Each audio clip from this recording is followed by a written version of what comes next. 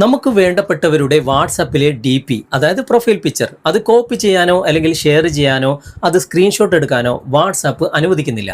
എന്നാൽ ഒരു ടെക്നിക്ക് ഉപയോഗിച്ചിട്ട് നമ്മുടെ മൊബൈലിലെ ഗാലറിയിലേക്ക് ഈ ഒരു പ്രൊഫൈൽ പിക്ചർ സേവ് ചെയ്യാൻ സാധിക്കും. ഇതെങ്ങനെയെന്നല്ലേ ഇന്നത്തെ വീഡിയോ നിങ്ങൾ മുഴുവനായിട്ട് കാണുക, എന്നിട്ട് നിങ്ങൾ അഭിപ്രായം അറിയിക്കുക. ഇതൊരു AI ടെക്നിക്കാണ്. ഇപ്പോൾ AI കാലഘട്ടമാണല്ലോ. അപ്പോൾ ഈ ഒരു ടെക്നിക്ക് നിങ്ങൾ മനസ്സിലാക്കി വെക്കുകയാണെങ്കിൽ നിങ്ങൾക്ക് വളരെ ഈസി ആയിട്ട് ഈ കാര്യങ്ങളൊക്കെ ചെയ്യാൻ സാധിക്കും.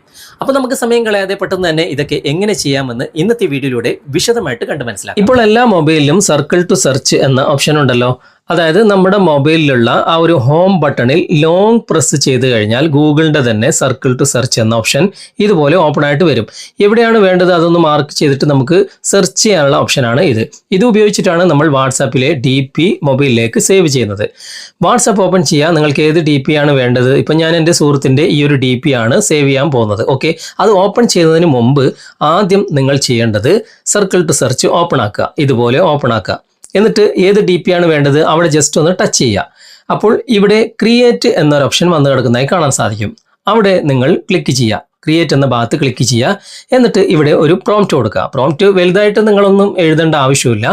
ഈ ഒരു പ്രൊഫൈൽ പിക്ചർ എനിക്ക് 4K ക്വാളിറ്റിയിൽ വേണം എന്ന് നിങ്ങൾ ഇംഗ്ലീഷിൽ എഴുതിയാൽ മതി. ഓക്കെ, ഞാനിവിടെ ഒരു പ്രോംപ്റ്റ് കൊടുക്കുകയാണ്. ഇനി ഞാൻ കൊടുക്കുന്ന ഈ ഒരു പ്രോംപ്റ്റ് തന്നെ നിങ്ങൾക്ക് വേണം എന്നുണ്ടെങ്കിൽ ഫേസ്ബുക്കിലാണെങ്കിൽ കമൻറ്റ് ബോക്സിലും യൂട്യൂബിലാണെങ്കിൽ ഡിസ്ക്രിപ്ഷനിലും ഈ ഒരു പ്രോംപ്റ്റ് കൊടുക്കാം. ഇത് അതുപോലെ നിങ്ങൾ ടൈപ്പ് ചെയ്താൽ മതി, അല്ലെങ്കിൽ അവിടെ നിന്ന് നിങ്ങൾ കോപ്പി ചെയ്തിട്ട് ഇവിടെ പേസ്റ്റ് ചെയ്ത് കൊടുത്താലും മതി. ഏത് DP ആണ് വേണ്ടത് അവിടെ നിങ്ങൾ പേസ്റ്റ് ചെയ്ത് കൊടുക്കുക. ഓക്കെ, അതിനുശേഷം ഇവിടെ തന്നെ ഒരു ആരോ മാർക്ക് കാണാൻ സാധിക്കും. ആ ആരോ മാർക്കിൽ ക്ലിക്ക് ചെയ്തിട്ട് നിങ്ങൾ ഇത് സെൻഡ് ചെയ്ത് കൊടുക്കുക. ഞാനിപ്പോൾ സെൻഡ് ചെയ്യാണ്.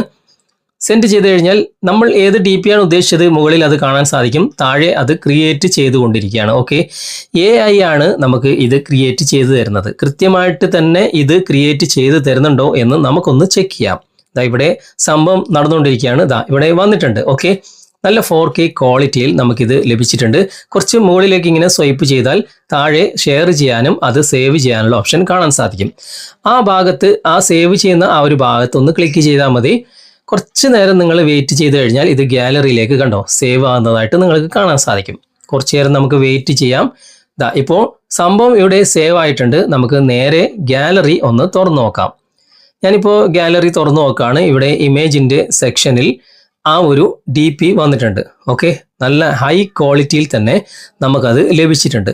ഇനി നമ്മൾ ഉദ്ദേശിച്ച ആ ഒരു പ്രൊഫൈൽ പിക്ചർ തന്നെയാണോ എന്ന് നമുക്കൊന്ന് ചെക്ക് ചെയ്യാം.